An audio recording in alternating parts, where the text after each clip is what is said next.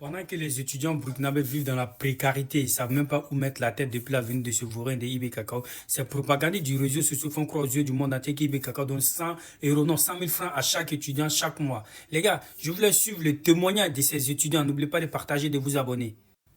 Écoutez, partagez les gars. On dit que IB donne 100 000 à chaque étudiant au Burkina. Non, c'est des histoires. En fait, il y avait une loterie Orange Monnaie que Orange avait fait pour certains étudiants où tu avais le droit de gagner 100 000 francs.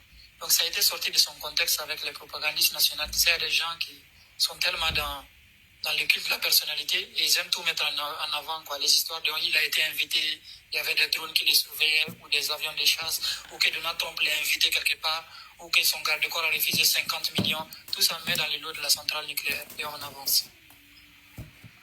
Donc, les étudiants n'ont pas 100 000 par mois au Burkina. Pas 100 000. Même les fournières, on n'arrive pas à quitter. Il faut demander à M. Sahadougou. Même les fournières, ce n'est pas sûr.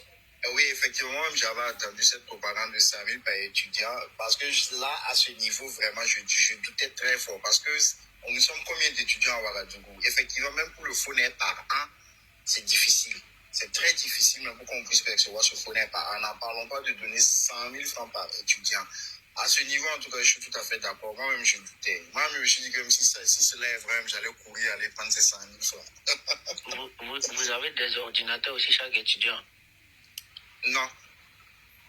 Non, il y a une subvention apparemment des tablettes, bon, donnée à une partie. Je pense que c'est l'université et comment on appelle ça, et Kizerbo, et qui avait reçu une subvention du ministère. Bon, comme on surintensifie, c'est-à-dire on a juste donné des équipements, ils disent qu'ils vont rattraper 25 ans de retard scolaire, et ça aussi on l'a amplifié, sinon il n'en est rien. Mais voilà. Dans ce cas-là, votre gars, Maïga, quelque chose, il est dangereux, hein?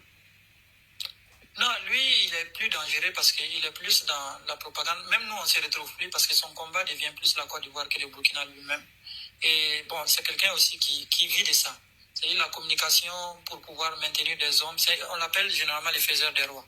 C'est-à-dire tout de suite, si Ibrahim Traoré ne fait plus son affaire, il va animer une propagande contre lui, comme il a fait sur Rock ou Damiba, qui lui-même avait soutenu précédemment.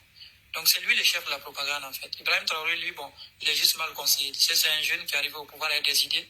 Malheureusement, il s'est retrouvé à être conseillé. On lui a dit que la communication est plus importante que les actions. Et il s'y met. Et aujourd'hui, ça marche parce qu'il est l'un des hommes les plus célèbres. Malheureusement, on a la moitié de la population de la boucle du Mouhounda au stade de Dédougou. Pendant ce temps, les gagnants disent à M. Ariel que les universités sont gratuites là-bas et la santé est gratuite au Burkina. Et des frères burkinabés sont en train de tapoter. Parce qu'Ibrahim Traoré a mis en évidence la médiocrité que la qualité.